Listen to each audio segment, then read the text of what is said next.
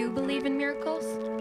I need to shut off the doubt before it consumes my hope, so instead I will state that God must be great because I am still alive, though no miraculous recovery did he yet provide.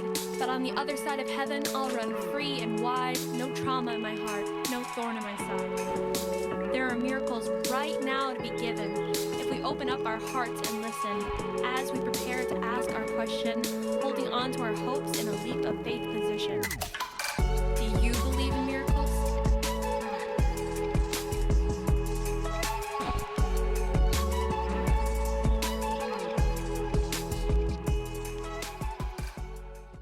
I get tickled every time I hear that. That was the voice of Ireland Thomas reading her own poem for this. I was excited to see our young people not only being creative, but getting involved. My name is Dani Carbonen. It's pronounced Dani, even though it looks like Danny. I just want to help those. Now, it's been a while since I've been up here, so some of you guys might have to get used to this. I get that. All right. I know I'm not Pastor Eric or Pastor Graham. I look up to Graham in many ways. But Pastor Eric I've known for a long time, and I love the chance to get up here because the last time that I came up here, some of you guys may remember this. Those who weren't, I'll sort of reenact it. We did this little visual with Skittles and a jar. Oh, you guys remember that? That left an impression. Well, what happened was I was intentionally supposed to drop it, and Balance and Skittles supposed to go, but it did something else. And by the sixth row, Skittles were landing. It went everywhere. So one of the more challenging things of recovering after that was not only keeping people from getting glass, but keeping the kids from eating the Skittles that were on the floor. So those of you online, you missed the opportunity of all those Skittles everywhere. I just want to say thank you guys. Thank you for joining us online from Facebook. Let's give them a round of applause for checking in with us. I know Pastor Eric is online watching, and I'm sure he'll making comments and make sure I don't do anything crazy, because you know what happens? Life gets real. Stuff happens and it's unexpected. For example, you could just be horsing around, horse around with your friends in homeroom, and all of a sudden it's no longer horse around. Now people are shoving, fists are being thrown, and all of a sudden you've got this kid named Jeff in a headlock, and you're about to DDT him, anyways, you don't need to know all the details that got me suspended hypothetically that day. But the important thing is that I won that fight. No, the important thing was that things can happen quickly in an unexpected way. Life happens and can get real fast. You ever had that happen? I've had that happen actually this year. And 2021 has been my challenge of a year, actually for our whole family for the last year and a half, 2 years. But this January, I got a text from my dad's wife, Kristen, and she was saying, hey, I just want to let you guys know and everyone in the family, hey, Tuomo, my dad's name. You think my name's tough to pronounce? Try Tuomo. Tuomo. That's Finnish for you. So thank you very much, Dad, for those Finnish names. But I found out that he was now in the hospital with COVID. Some of you guys figured that's going around. And he went in thinking he was dealing with a little bit of asthma and a kidney stone because he was feeling pretty bad. But they said, no, you're staying here for a little while. And so when he got the text, we're like, oh my goodness. Now, he's a little bit older. He's in his 70s. But I was thinking, now he'll be fine. And he is fine. He's fine. Don't worry. I'm good with that. But when that happened, when you get that text, doesn't your heart just stop for a minute? If you ever seen that, you get a text, you're wondering, what if? What if this is the time when I have to deal with those end-of-life questions?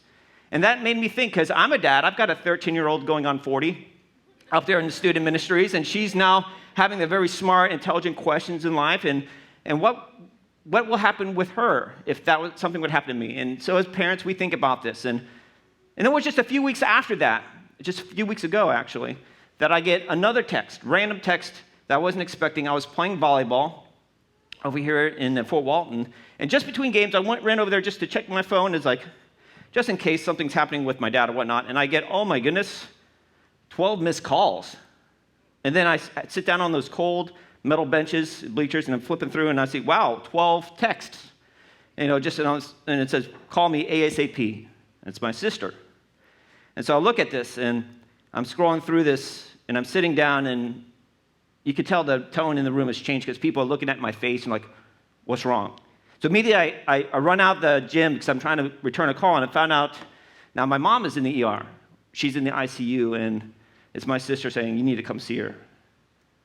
And life can get real fast.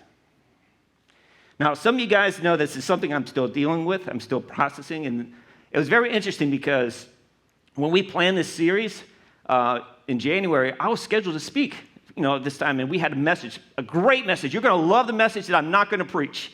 It was a message on provision. It was going to be Skittlepalooza times 10. It was going to be awesome. But as I was driving down to Tampa, that 8 hours, you start to ask these questions, and you think they're tough questions. You're wondering, is this the last time, or why God, and all these things. And so in the process of there and back and visiting my family, I got nudged in a different direction. So I'm going to be real with you guys today. This isn't sort of the polished the professor, the theologian Dani that you're seeing up here. But this is just going to be me being me. Talk about not the miracle of provision, but the miracle of lights. The miracle of lights. Now, when I talk about lights, I'm not talking about like with Thomas Edison and the light bulb. That's pretty cool. But I'm talking about those light bulb moments. You know what I'm talking about? The old cartoons is like boom. But when you have that aha, oh, that's what he meant. Or, oh, okay. And your life is forever changed. Like maybe there was a moment you finally accepted the existence of God, or a God, or the moment that you met your special someone, or the moment that you've tasted ice cream for the first time. Whatever, it's like, oh my goodness. Well, one of my first light bulb moments was when I was reminded of the 8-hour drive to Tampa, was when I was attending a Baptist church. I was about 7 years old, and my parents were like the super Christians of, my dad played musical instruments. He did the sound. He was like, as a 7-year-old, you just look up to your dad. And my mom she was a teacher, but she was also an artist. She had painted murals on the nursery. So everywhere I went, it was sort of a legacy of my parents in that. I believe it was West Side or something like that, or Baptist. And they taught us about the Bible. So I sort of had like that Old Testament theology. When you go to Bible school and what's it called? Sunday school at the Baptist church, you sit in those hard pews. Now, for those of you who've never been to a Baptist church, imagine a big bench, and that's it. But I remember as a kid crawling underneath the benches and flipping through the hymn books and all that. But I remember one particular Sunday, we're sitting there, and the minister, he's talking about God, and do you believe in God, and all that. And I was like, well, sure, my dad believes in my mom, so why not? Yes, I believe in God. And he asked me to come forward. So it was like any good kid, I was like, sure. And so I made the walk up there, and not really knowing what I'm doing, but I went up there and prayed with this guy at this church. But I remembered at that moment thinking, wow, there must be a God. That God is real. All these people, my mom and dad, they love God. So that was one of my first light bulb moments. Now, obviously, I looked up to my mom and my dad during that time because they're like the superheroes. They used to not only bigger, smarter, faster, especially when you're 7, but they can fix anything. I love that. I had a situation where I wanted to celebrate a birthday party, do a surprise party for my best friend, and found out that he already had a party planned, and I was devastated as a 7-year-old. Like, oh, no, he can't come to my party. And she's like, I got this. We know what we're going to do? We're going to have 2 parties. And I'm like, oh my goodness, that's genius. And again, mom level 100, boom, she's up there. I remember my dad could play ping pong, and it was years until I could finally beat him in ping pong. It wasn't until I was like 14, and he never won a game since. Just saying, just put for the record. No, but when I'm 7, he would do these things, I'd just be in awe. But then all of a sudden, like anytime you have someone as a superhero, you start to see that image start to erode. And by the time from 7, with him for a number of years, I found out by the time I'm 12, they're getting a divorce. And that sort of blindsides you as kids because you think they're superheroes. Again, they fix all the problems. I mean, my mom's a good person. My dad's a great person. They love God. God loves them. Why can't this work? They solve all the other problems. And maybe you've been there. Maybe you as a kid, you've seen this happen. And now I'm good with that. I'm good with my mom and dad. But at that time, as a 12-year-old, trying to process that wrecked me. That starts to make me wondering, wow, if my mom and dad's relationship isn't real, what about my relationship with God? Is God real? Because not only did my superhero image of my parents die that day, I believe my superhero image of who I thought God was died with them because everything was tied to how I saw my mom and dad. There's a little psychology 101 there. But then there was the aftermath. What do you do when that moment when you ask the question, is God real? And I think that's probably one of the most important questions that we ask ourselves or are asked throughout our life. And as at that moment, as I'm looking back, driving the 8 hours to Tampa, I can now empathize with how, the disciples must have felt on Saturday morning. Christ had just died on Friday. They haven't experienced Easter. They're there in the in-between time on Saturday, and seeing their very expectation of who Jesus was, God, die in front of them. What did that make them feel? Did they question, is God real? Why would this happen? I mean, they must have had their questions. At least Thomas was brave enough to express his doubts. That makes me wonder. Maybe give you the question, when was the last time that you asked that question, is God real? Now, it's okay to ask that question. It's actually a great question to ask, and it's actually necessary. It's healthy to ask. Because before you can ever have faith, you have to have a question. Now think about it. Before you can actually truly have faith, you've got to have those questions. It's almost like when you're dating. It's okay to have questions when you're dating. Is this the right person? That makes you now go and check and inquiry and ask and live a relationship in a way that you discover that. I think that's very true. It's also, if you think about how people you ask someone out, do you like me? Check 1. Do you like me? 2. Will you go out with me? Hey, is this your name? Like a little packet of sugar, whatever cheesy pickup line you come up with. But eventually you get to the point, before you get to the biggest question, do you take this woman or this man? Everything is preceded by a question. So why not your faith? Questions are good. Hey, Bill, how long have you guys been married? Just curious. 35 years. Wow. That's amazing. I'll give him a round of applause. Now, in that process of 35 years, have you ever guys had a disagreement? Oh, no. And he's saying that with a little tongue-in-cheek. I would actually be worried if there wasn't anyone who had some difficulties, even in their dating process, because if someone tells me, we're just alike, we never argue, we do everything, we have all the same interests, we're at the same, I would question, I don't know if that's love. I think you actually love yourself, because all you're seeing is yourself.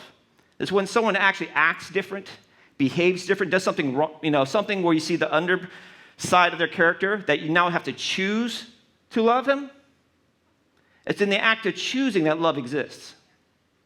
It's not just liking someone because of they compliment you. It's quite the opposite. You actually love them because of, despite of, and through stuff.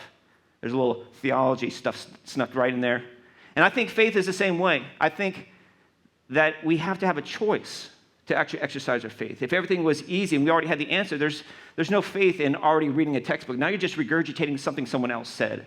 But when you have to come up with the answer, that's faith.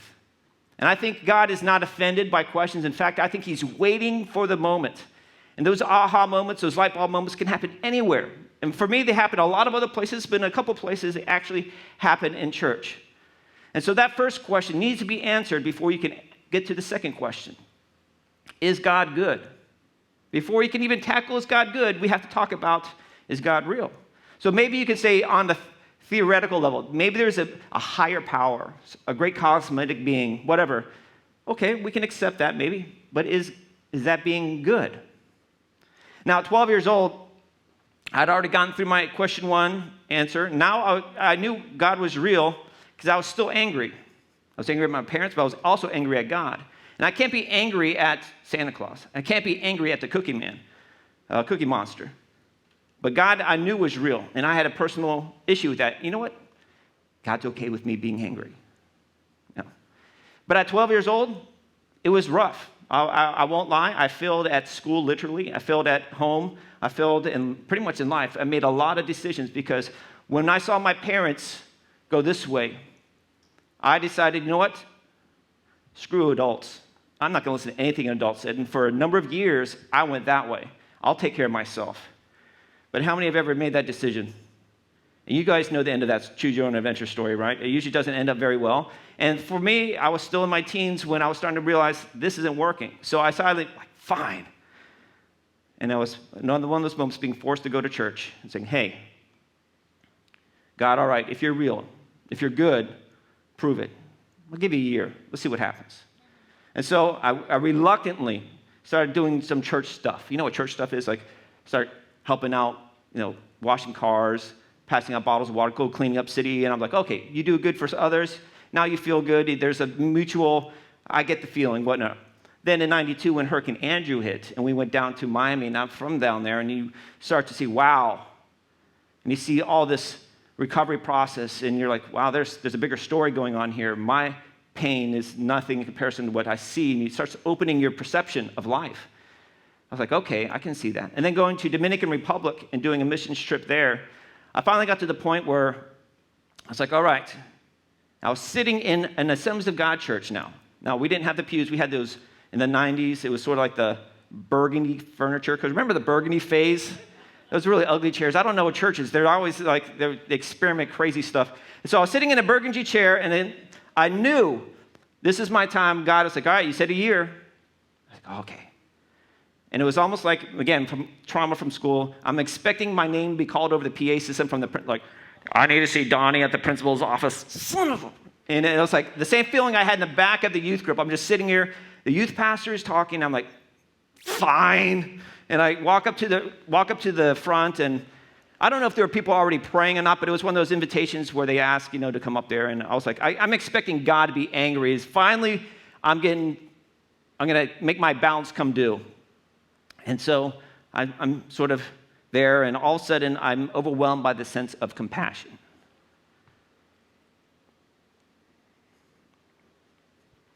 There's a moment where I don't see myself the way I saw myself. I saw the way God saw me. But what's more transforming was the people around me.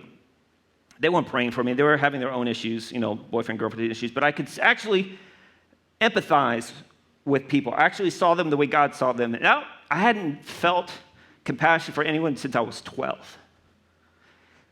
And so God took this angry kid, changed it. Now, I know this is a miracle. I know God is good because that changed my perspective. But it wasn't just compassion of what I've gone through or what I've been through. But the cool thing was, then you feel the grace, the acceptance of who God's, I love you just the way you are. And you're like, but you don't understand. Have you seen my report card? Have you talked to so-and-so? And it's like, doesn't matter. And here's the cool thing. This is why I know God is good. I had this cheesy revelation of how God saw me. So I played volleyball at that time, and again, parents have been broken. My mom has been remarried, divorced again. My dad's been remarried and divorced. So I'm pretty much raising myself at that point and playing volleyball. And I just can picture God actually in the bleachers wearing my face on this ridiculously shirt with his face painted with whatever my school colors was, with a banner, and I'd say, go Dani, and he's the fanatic dad just cheering out in the audience. That's my boy. And I realized that day, God is not only good, he's freaking hilarious. I was like, dude, but that was a light bulb moment for me. And so you may be asking, hey man, is God good?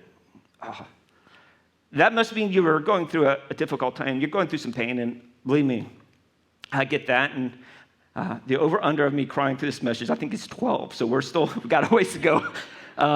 But even in that Assemblies of God culture, you guys probably remember this, the charismatic movement, there's something in the 2000s, is God is good?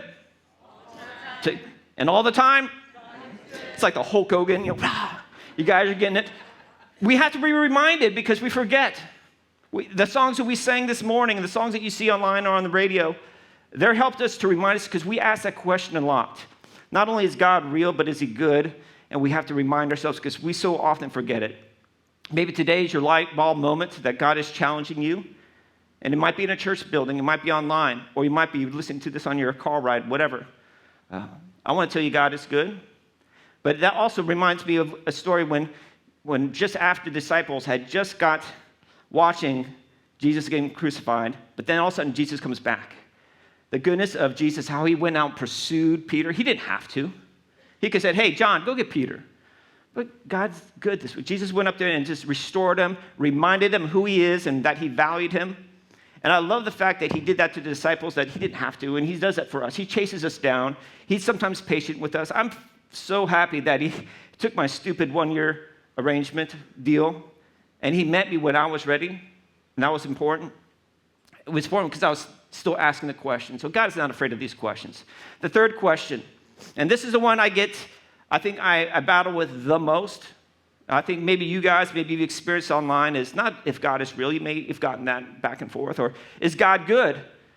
My perception of God, it's real good. But is God listening?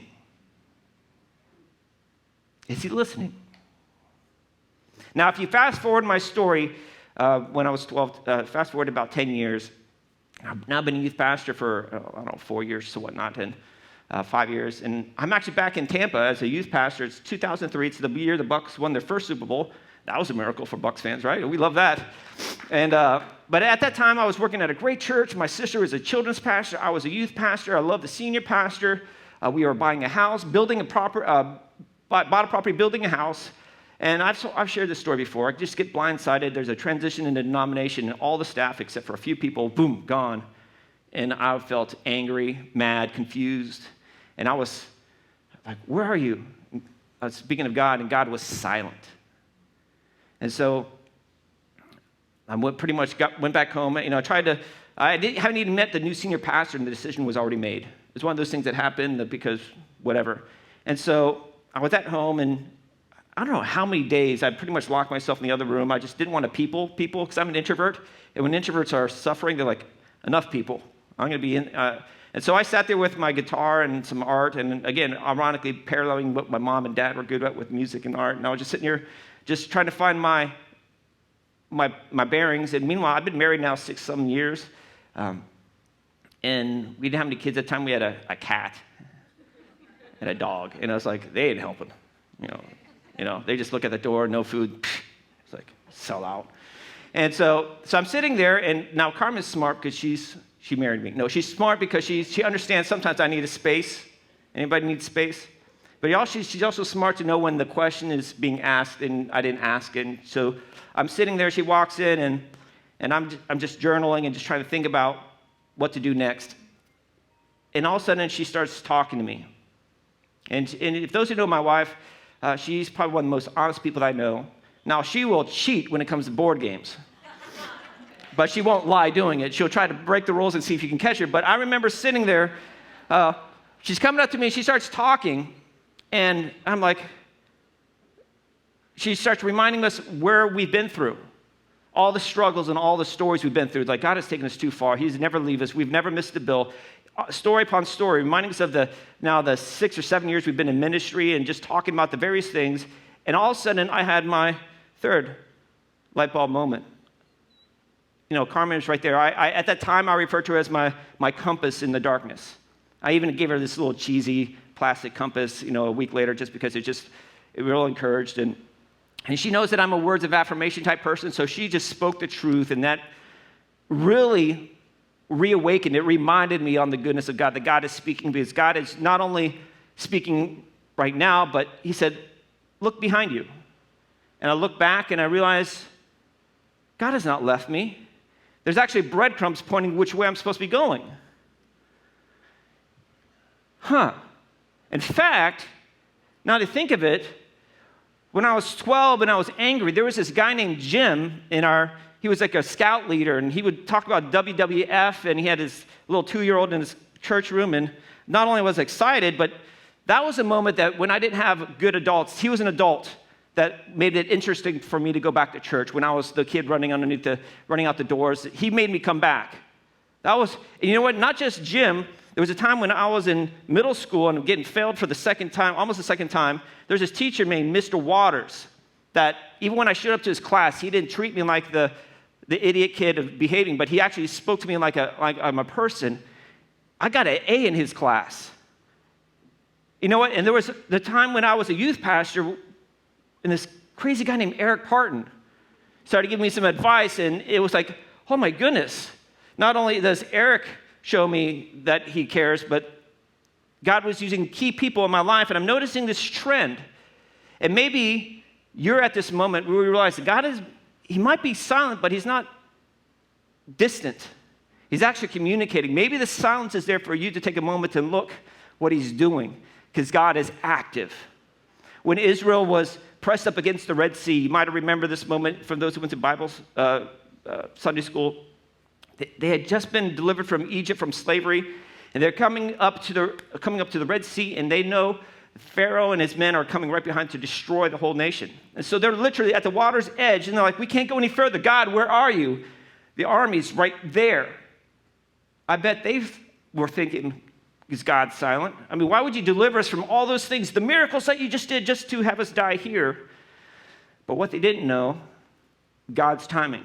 Yes, God could easily have made it convenient. They could have opened up the water, they could have walked across, and then they would have to deal with the Egyptian army on the other side of the Red Sea. But God was timing it out so that way, when the enemy was in the right place, when they opened up, it was a perfect timing so that all of Israel can see God's hand of provision, but all the surrounding nations could see, these are my people, don't mess with them. And it was at that moment that it would have been more convenient for them to walk through. They had to wait for everything else to come into alignment before they can go. And it wasn't a few years later when not just Moses now, but they come up to another body of water, and this is a new leader. And people are wondering, is he going to be the next Moses? His name is Joshua. They come up to the Jordan River. Same thing. Is God going to open it? And it's, again, now they're not being pursued by Egypt. But as they walk through, Joshua says, I want you to pick up 12 stones from the center of that huge river. It's in flood stage. So they take these stones out, and he intentionally, this is what God tells them to do. I want you to put these stones and make a monument. So that way you can tell your kids, you can point to that and say, God took us from there to here, and we're going this way. This is a monument. This is a memorial. And so I want to tell you guys, when you look back at your life, when you think God is silent, he might just be saying, open your eyes. I'm working behind the scenes. You don't see it, but there's something that's about to happen right there. And this is where faith, because I don't see its next step, but because of God's character, he exists, he's real, he's good, I can now step in faith that I'm going to go this way. So even without a spoken direction, God is still guiding us through the lights and the light bulb moments in our story.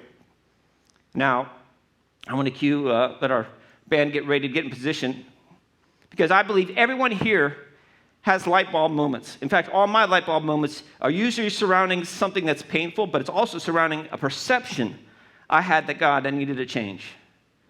And if you're going through one of these things, I want to encourage you. You're having a light bulb moment, or you're asking those questions, where is God? Take a look around you. The answers are there. Maybe we need to fix our eyes on Jesus, like the song said earlier. That will help us understand the alignment that we need to be in. Now, I tell you what, when you're asking those dangerous questions, sometimes the answer you get is not always the one you want, but it is what you need. And I believe they're there strategically in a place to help position you, not only for your benefit, but like in my story, someone was a benefit for me, but he was doing it for someone else. Someone else.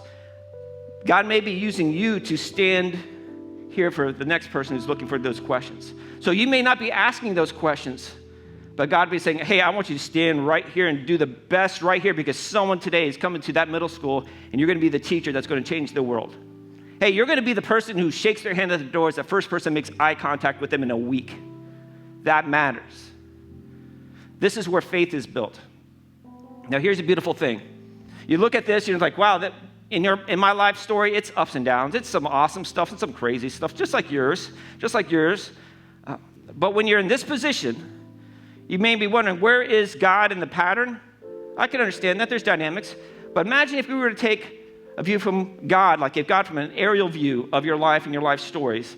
This erratic organization of lights may look crazy to us, but from 30,000 feet, what if it looked like this? Put this picture up. Things come in alignment from his view. What we see a whole lot of gaps, it's exactly what he was hoping for.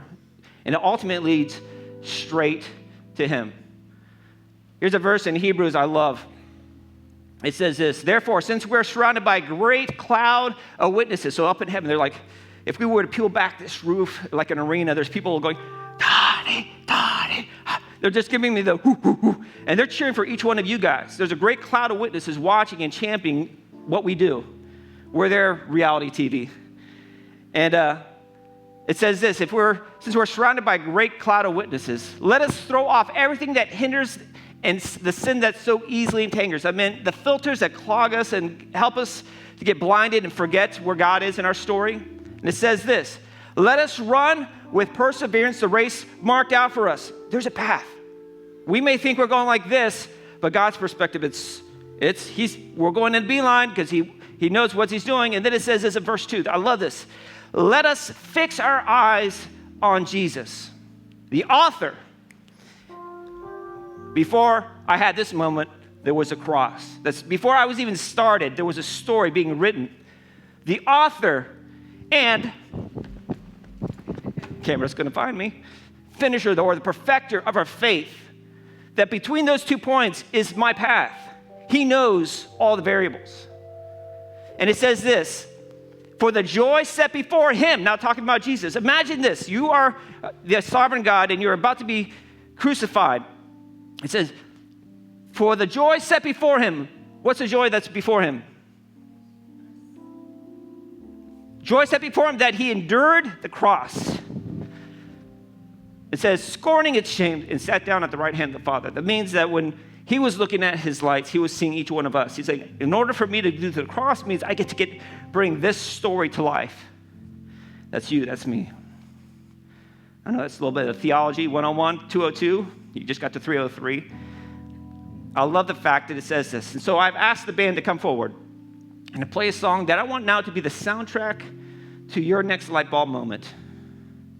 And in fact, I want you to think about your light bulb moment. Maybe it'll happen today in the church. Maybe it's happening online. Maybe it'll happen a week from now, whenever. And I want you to think about this as the band plays, and I'll be back to finish my story.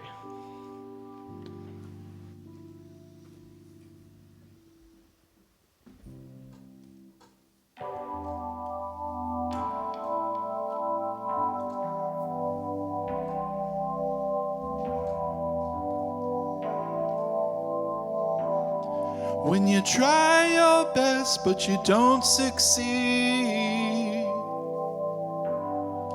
when you get what you want but not what you need,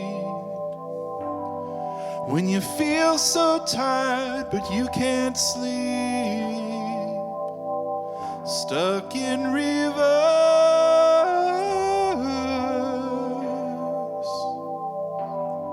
when the tears come streaming down your face, when you lose something you can't replace, when you love someone but it goes to waste, could it be worse?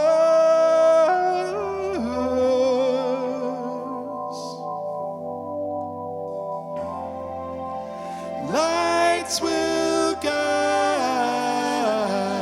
you home and ignite your bones, and I will try to fix you.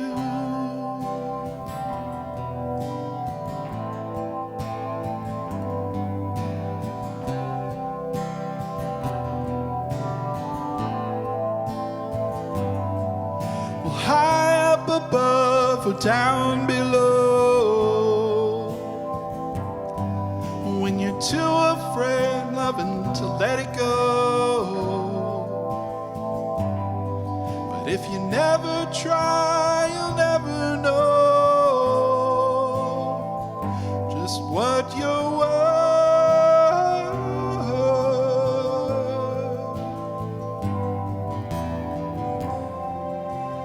Lights will guide you home and ignite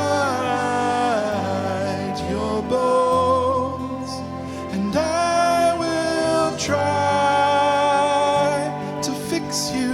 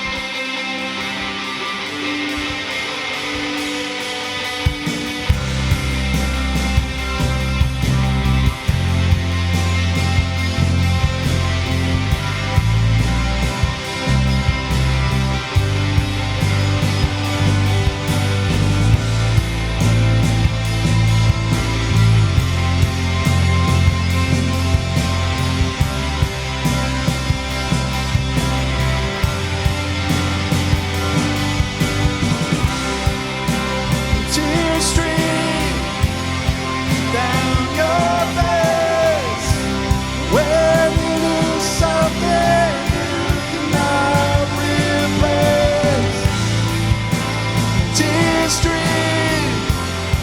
down your face and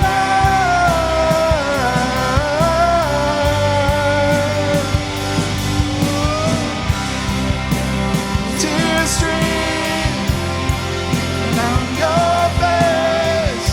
I promise you I will learn from my mistakes.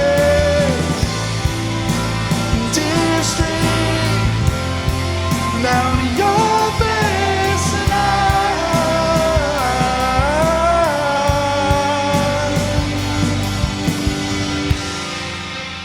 lights will guide you home and ignite your bones, and I will try to fix you. Great job. When I'm watching that, I wasn't playing on some of the visuals on there, but I was captivated. Jeremy, great job, not on vocals, but I was brought back to my story of driving in traffic, and that reminded me just a blur, those 8 hours driving. And I wish I could tell you that our story had a happy ending and everything was a bow on top, but it's not. It's still in process. My mom's still needing medical help, and there's questions, there's tests being done, there's a lot of uncertainty, there's a lot of questions. And I can tell, even in the eyes of my family dealing with it, they're dealing with, is God listening? Is God good? And I have to understand my role in that story. I'm not the preacher in that story. I just might be standing here, just when needed, to help point. So when they cross that point, when they need to look back in their life, that I will be a part of their miracle of lights. Now, I'm not crying. You're crying, Graham. Stop it. I love the part in that song that you talked about. I learned from my mistakes. When I look back at my life and I see the impact of watching my heroes fall, I want to sort of give this to you guys, my friends and family, to my 13-year-old daughter, those watching. Hey, whenever you see any kind of goodness in me, hey, that's just me reflecting the goodness of God. You know?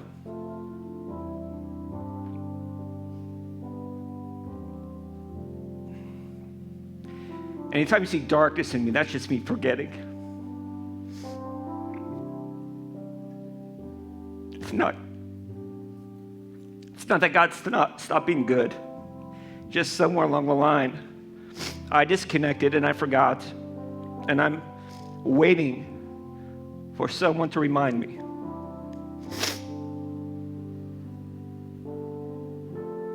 And maybe you're asking those questions, and that's cool, man. I understand. I'm there. I know in my story with dealing with my family, I know God is real. God is good, and I know He's listening.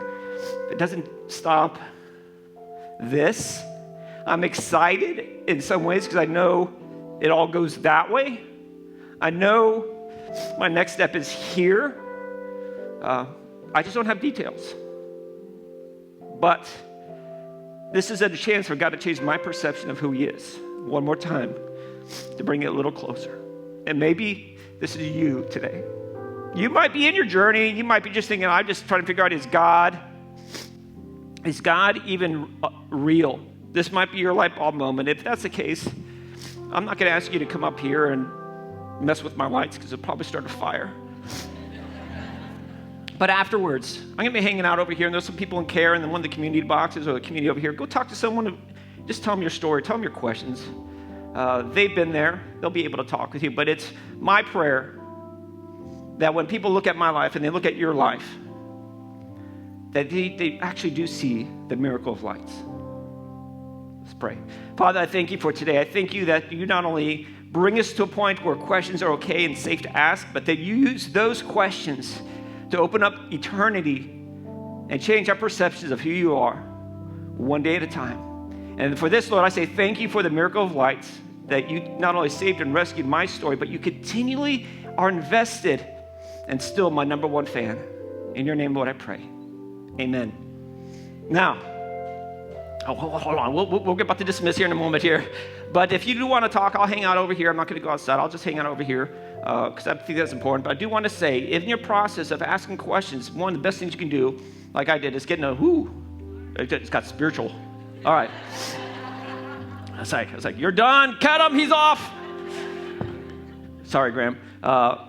No, and we're starting this week, today, we're starting 21 days till Easter. Easter's in 3 weeks, so we're doing a 21-day prayer and fasting. Maybe this is time where you need to turn down the clutter and noise, focus in and find your path, say no to things that you can say no to, so that way you can say yes to the things that you haven't achieved. Go that direction, because that's leading up to Good Friday, which we're going to have a service here at 7 o'clock. Then come Easter, we're going to have 3 services, 8, 10, 12. And in that, we're also having a service at AJ's at 10:30 for an overflow, if we have it, and for that. So we got a lot of cool stuff for you guys. I want to encourage you guys to put on your calendar. Let's take a step and grow together in this day when we say, can pigs fly? Absolutely. Follow the light, you'll find that home. Because next week, Pastor Eric will be back bringing back the Living Our Best Life. Because if you've been watching Instagram, he's been doing that all over Instagram. You're going to love that. We'll see you guys next week. God bless.